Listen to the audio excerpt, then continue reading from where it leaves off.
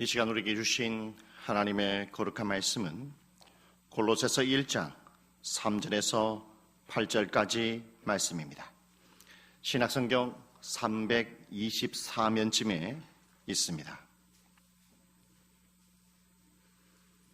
골로새서 1장 3절에서 8절까지 말씀입니다. 우리가 너희를 위하여 기도할 때마다 하나님 곧 우리 주 예수 그리스도의 아버지께 감사하노라. 이는 그리스도 예수 안에 너희의 믿음과 모든 성도에 대한 사랑을 들었으며 너희를 위하여 하늘에 쌓아둔 소망으로 말미암으니 곧 너희가 전에 복음 진리의 말씀을 들은 것이라. 이 복음이 이미 너희에게 이르매 너희가 듣고 참으로 하나님의 은혜를 깨달은 날부터 너희 중에서와 같이 온전한 온 천하에서도 열매를 맺어 자라는도다.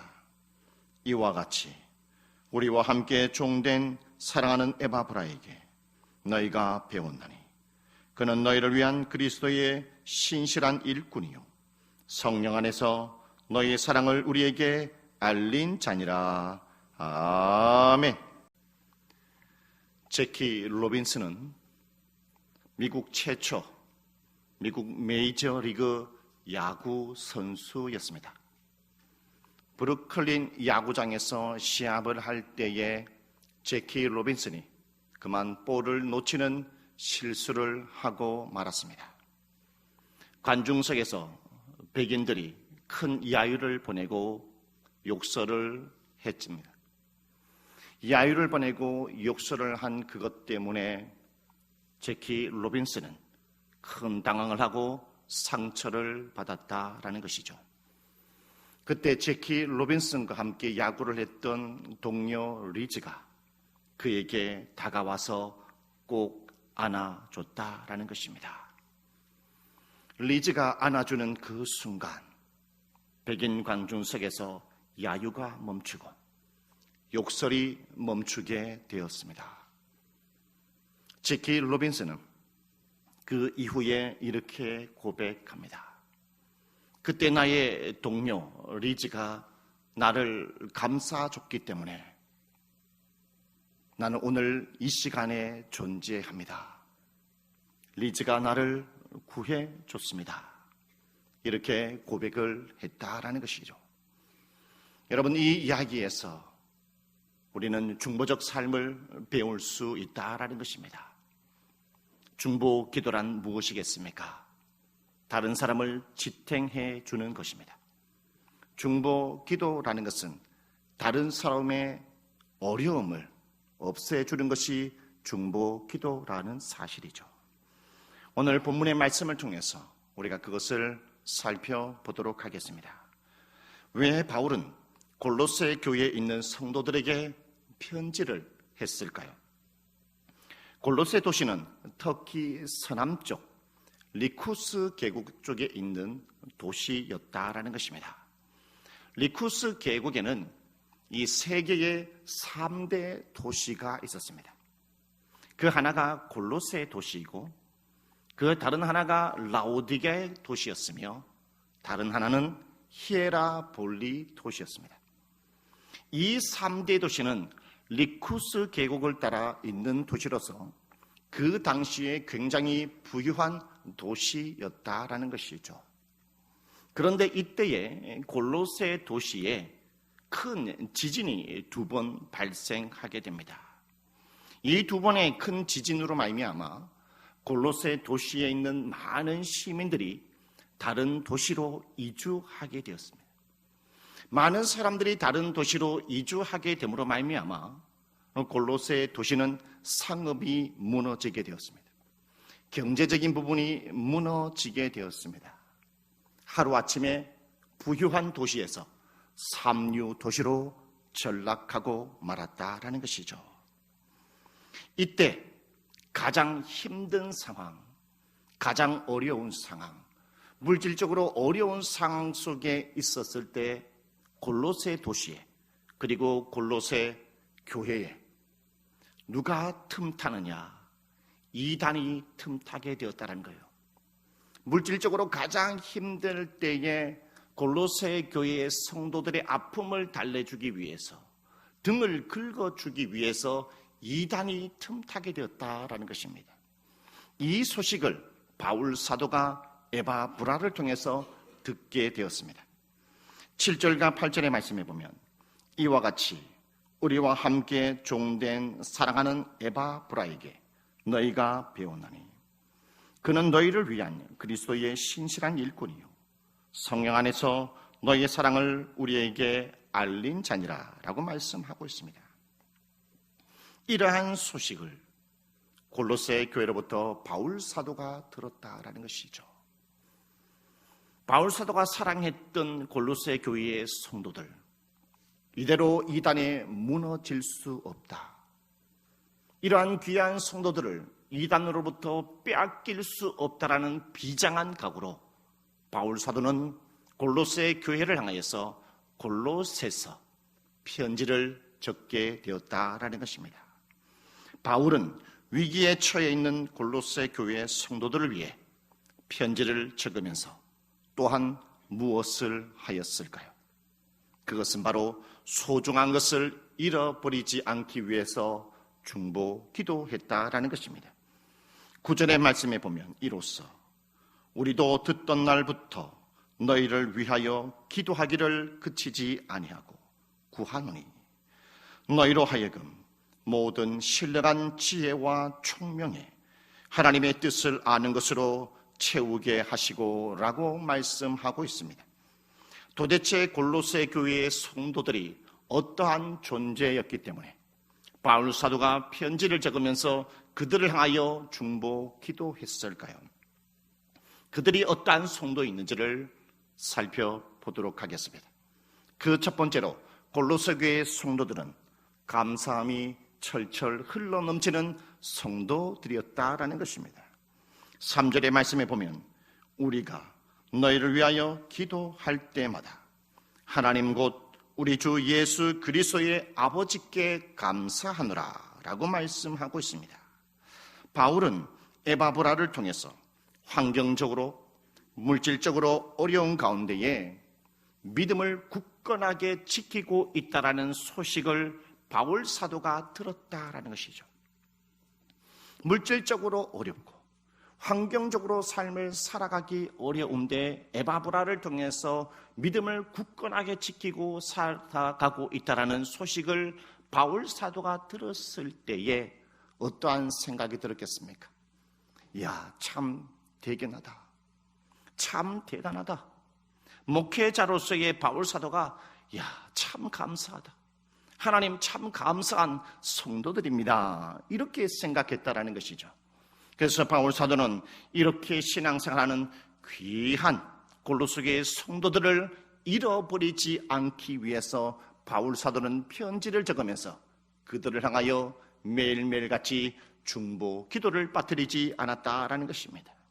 여러분, 우리도 감사함이 철철 흘러 넘치는 성도가 되어야 하겠습니다. 대견스러운 성도가 되어야 하겠습니다. 그러한 성도가 여러분 함께 있다라면 여러분의 옆에 있는 그러한 성도가 넘어지지 않도록, 이단에 넘어지지 않도록, 세상에 넘어지지 않도록 우리는 중보 기도해야 합니다. 골로새 교회는 두 번째로 어떠한 성도들이었을까요? 그것은 바로 믿음과 사랑이 흘러넘치는 성도들이었다라는 것입니다. 4절의 말씀에 보면 이는 그리스도 예수 안에 너희의 믿음과 모든 성도에 대한 사랑을 들었으며 라고 말씀하고 있습니다. 골로새 교회의 성도들의 믿음이란 무엇일까요?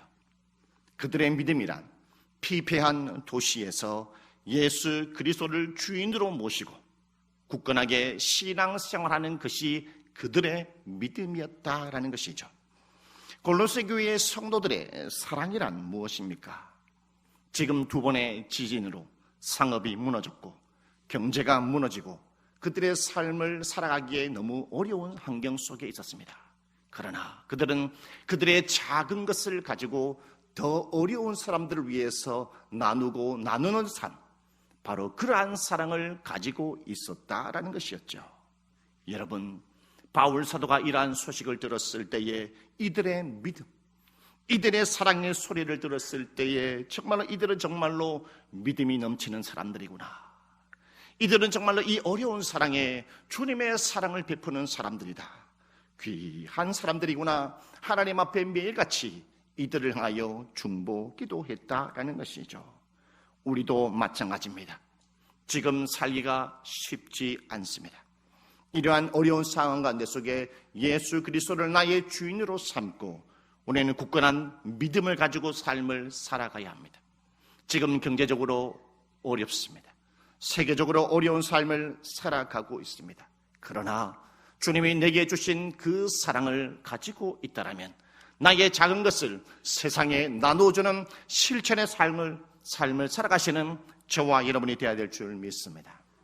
여러분 곁에 이러한 신앙생활을 하고 있는 성도가 있다면 여러분 넘어지지 않도록 중보 기도하시기 바라겠습니다. 세 번째로 골로새 교회의 성도들은 어떠한 성도들이었느냐? 소망을 가진 성도들이었다라는 것입니다. 5절의 말씀에 보면 너희를 위하여 하늘에 쌓아둔 소망으로 말미암으니 곧 너희가 전에 복음 진리의 말씀을 들은 것이라, 이렇게 말씀하고 있습니다. 골로새 교회의 성도들의 인생의 목표는 이 땅의 삶이 궁극적인 목표가 아니었다라는 것입니다. 이들의 삶의 목표는 이후에 주어질 천국이 그들의 삶의 목표였다라는 것이죠. 이것을 통해서 알 수 있는 것은 뭐냐? 바로 오늘 쌓아둔 소망이라는 단어를 통해서 알 수 있습니다. 쌓아둔 소망이란 헬라어로 저축하다, 비축하다라는 뜻을 가지고 있습니다.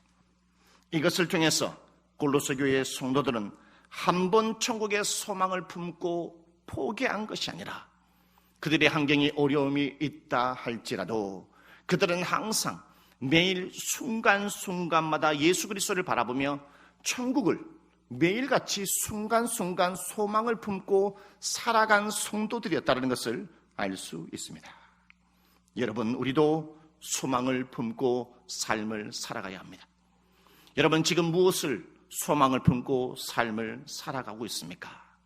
여러분, 세상을 소망을 품고 살아가게 되면 우리는 때론 낙심하게 됩니다. 우리는 때로는 시험에 들게 되죠. 세상을 소망을 품고 삶을 살아가게 되면 우리는 때로는 유혹에 빠질 때도 있습니다. 우리는 다람쥐 쳇바퀴 도듯이 열심히 인생의 삶을 살아가지만, 많은 것들을 누리며 삶을 살아가지만 우리는 괜히 허무할 때가 많아요. 뭔가 훌훌 떠나고 싶다, 모든 것을 다 버리고 떠나고 싶다, 그러한 생각이 들 때가 많이 있다라는 것이죠. 그것은 바로 세상을 소망을 품고 삶을 살아갈 때에 그와 같은 마음이 든다라는 것입니다. 그러므로 우리는 천국을 소망을 품고 이 하루를 삶을 살아가시는 여러분이 되어야 될 줄 믿습니다. 이러한 소망을 품고 삶을 살아가는 귀한 성도가 세상 속에서 이단에 넘어지지 않도록 우리는 중보 기도해야 할 것입니다. 네 번째로 골로새 교회의 성도들은 어떠한 성도들이었겠습니까? 그것은 바로 열매가 자라는 성도들이었다라는 것입니다. 6절의 말씀에 보면 이 복음이 이미 너희에게 이르매 너희가 듣고 참으로 하나님의 은혜를 깨달은 날부터 너희 중에서와 같이 또한 온 천하에서도 열매를 맺어 자라는 도다 라고 말합니다. 열매를 맺어 자라는 도다. 골로새 교회는 바울 사도가 복음을 전했을 때에 에바브라가 그 복음의 말씀을 듣고 회개하고 회심하며 예수님을 믿게 되었죠. 복음을 믿었던 에바브라가 골로새 도시를 돌아다니면서 주님의 복음을 전했습니다. 그래서 에바브라가 골로새 교회를 개척했고 골로새 교회를 설립하였으며 그가 세운 교회가 바로 골로새 교회였다라는 것이죠. 에바브라가 전한 그 복음의 씨앗이 지금 골로새 교회에 열매를 맺어 자라고 있다라고 바울 사도는 고백하고 있습니다. 도대체 골로새 교회의 성도들에게 구체적으로 무엇이 어떠한 열매가 자라고 있습니까? 갈라디아서 5장 22절 23절 말씀에 그 말씀을 알 수 있습니다. 오직 성령의 열매는 사랑과 희락과 화평과 오래 참음과 자비와 양성과 충성과 온유와 절제니 이 같은 것을 금지할 법이 없느니라 말씀합니다. 성령의 열매가 골로새 교회의 성도들에게 자라고 있다. 이 말은 무엇일까요? 그것은 바로 구원의 열매가 점점 많아지고 있다는 것을 알 수 있습니다. 성령의 열매가 골로새 교회의 성도들에게 자라고 있다는 것은 골로새 교회의 성도들 한 사람 한 사람이 신앙이 지금 현재 성숙되어져 가고 있다는 것을 의미한다는 것입니다. 그들에게 성령의 열매가 자란다라는 것은 무엇이냐? 매일의 삶 속에서 예수 그리스도를 닮아가고 있는 성도들이었다라는 것이죠. 여러분, 이러한 모습을 우리도 본받아야 한다라는 것입니다. 우리도 구원의 열매가 날마다 많아져야 된다는 것이죠. 도동중앙교회가 점점 구원의 열매가 많아지기를 하나님이 원하고 계시다라는 것입니다. 그것뿐만이 아니라 골로새 교회 성도들처럼 저와 여러분은 시간이 지나면서 횟수가 지남에 따라서 우리는 신앙에 성숙되어져야 한다는 것입니다. 우리는 매일의 인생의 가운데 속에 여러분의 직장생활, 사회생활, 교회에서 집에 있든지 간에 우리는 예수 그리스도를 본받는 삶을 살아가야 합니다. 우리는 예수 그리스도를 본받기보다는, 우리는 신앙에 성숙되기보다는 세상을 본받으며 삶을 살아갈 때가 너무나 많이 있다라는 것이죠. 오늘 교회 안에서 이와 같은 인생의 삶을 살아가는 성도가 있습니까? 여러분의 주위에 이와 같은 귀중한 성도가 있다면 이러한 성도를 우리는 붙잡아 줘야 합니다. 주님께서 우리를 붙잡아 주기 위해서 중보적 삶을 살아가기 위해서 이 세상에 오셔서 우리를 위하여 기도하며 십자가에 못 박혀 죽으셨다는 것이죠. 우리도 그러한 뜻을 받들어 그 길을 걸어가야 될 줄 믿습니다. 바울이 골로새 교회의 성도들을 향하여 그렇다면 구체적으로 어떤 중보 기도를 했을까요? 그 첫 번째로 바울이 중보 기도한 내용은 하나님의 뜻을 알 수 있게 기도했다라는 것입니다. 9절의 말씀을 보면 이로써 우리도 듣던 날부터 너희를 위하여 기도하기를 그치지 아니하고 구하노니 너희로 하여금 모든 신령한 지혜와 총명에 하나님의 뜻을 아는 것으로 채우게 하시고 라고 말씀하고 있습니다. 골로새 교회의 성도들이 지혜와 총명이 있었으면 좋겠다라고 바울 사도가 중보기도 하고 있죠. 여기에 나타나오는 지혜와 총명이란 성령 하나님이 주시는 모든 지혜와 판단력을 의미한다는 거예요. 골로새 교회의 성도들이 신앙생활하면서 성령님이 주시는 모든 판단력으로 하나님의 뜻 가운데 속의 삶을 살아가기를 바라면서 그가 기도했다라는 것입니다. 왜 바울은 골로새 교회의 성도들 하여 하나님의 뜻 가운데 속에 살아갔으면 좋겠다라고 중보기도한 그 이유가 무엇이겠습니까? 하나님의 뜻이란 헬라어로 하나님의 기대, 하나님의 바람, 하나님의 소원을 의미한다라는 것입니다. 이 말은 하나님은 각각의 성도들을 향하여서 기대가 있다. 각각의 성도들을 향하여서 하나님은 소원과 바람이 있다라는 것이죠. 이 자리에 앉아있는 여러분을 향하여서 하나님은 여러분 자신을 향하여 기대함, 하나님의 바람, 하나님의 소원이 있다는 것을 여러분 명심하시기를 바라겠습니다. 우리가 하나님의 뜻을 할 때 하나님의 목적대로 삶을 살아갈 수 있습니다. 하나님의 뜻을 할 때 의미 있는 신앙생활을 살아갈 수 있다는 것이죠. 또한 우리가 넘어졌을 때도 다시 일어날 수 있는 힘을 얻는 길은 바로 하나님의 뜻을 알았을 때에 우리는 넘어진다 할지라도 다시 일어설 수 있다는 것입니다. 정신과 의사 빅터 프랭클린은 그의 저서 죽음의 수용소에서 이런 말을 하고 있습니다. 고통은 그 의미를 찾는 순간 그 고통은 더 이상 고통이 아니라고 말을 했습니다. 그는 절망 가운데서도 사랑과 소망의 삶을 포기하지 않는 사람들이 아우슈비츠 그 수용소에서 살아남았다라고 그는 증언하였습니다. 여러분, 모세는 어떠한 사람입니까? 그런 히브리인이었지만 바로의 공주로부터 성장한 이집트의 왕자였다라는 것이죠. 그가 장성하고 난 이후에 자신의 민족이 학대받는 것을 보고 구해주기 위하여 이집트 사람을 살해하게 됩니다. 그의 혈기로 이집트 사람을 살해함으로 말미암아 그는 이집트의 왕자에서 하루아침에 미디안의 도망자로 전락하고 말았다라는 것이죠. 미디안의 광야의 도망자로 인생의 삶을 살아가면서 그는 패배자의 마음을 떨칠 수가 없었습니다. 그는 흔한 양치기의 삶을 살아가는 한 삶의 보통 사람에 불과했다는 것이죠. 그는 양치기를 하면서 지난 날을 얼마나 많이 후회했습니까? 내가 혈기만 참았더라면, 조금만 더 인내했더라면, 하나님을 바라보고 조금만 참았더라면 내가 지금 아직까지 이집트의 왕자로서의 우리의 민족을 구원할 수 있었을 텐데, 그것을 후회하며 하루하루 쓰라린 가슴 아프게 삶을 살아갔다라는 것이죠. 그러나 여러분, 모세는 호렙산에서 하나님을 만나고 난 이후에 하나님의 뜻을 알게 되었습니다. 하나님이 나를 향한 하나님의 목적을 알게 되었다라는 것이죠. 자신의 인생의 목적을 알았을 때에 이집트의 왕자로서의 실패하는 삶이 더 이상 고통의 삶이 아니라는 것을 깨달았고, 미디안 광야에서 양치기의 40년의 삶이 결코 아픔이 아니라는 것을 깨달았습니다. 하나님의 목적대로 나아가는 그 아픔이 나를 일으켜 세우는 지렛대 역할을 했다는 것을 모세를 알았다라는 것이죠. 성도는 하나님의 뜻을 알 때 이처럼 의미 있는 삶을 살아갈 수 있습니다. 이처럼 하나님의 뜻 가운데 속에 달려갈 수 있다라는 것입니다.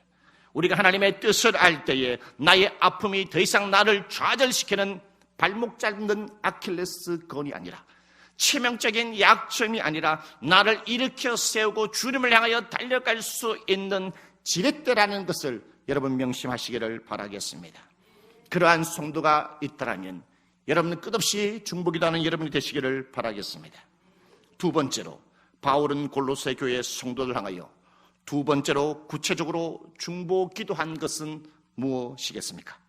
그것은 바로 나의 힘이 아닌 하나님의 힘으로 살아가라고 바울 사도는 중보기도했습니다.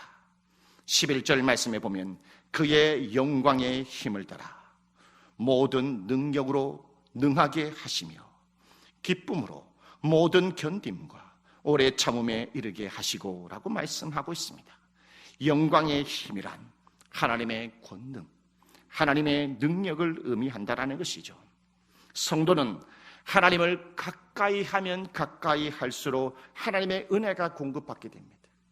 성도는 하나님을 가까이 하면 가까이 할수록 하나님의 능력을 공급받게 됨으로 말미암아 우리의 성도들의 심령은 영육간에 강건해진다는 것입니다. 우리의 심령은 강건해진다라고 말씀하고 있습니다.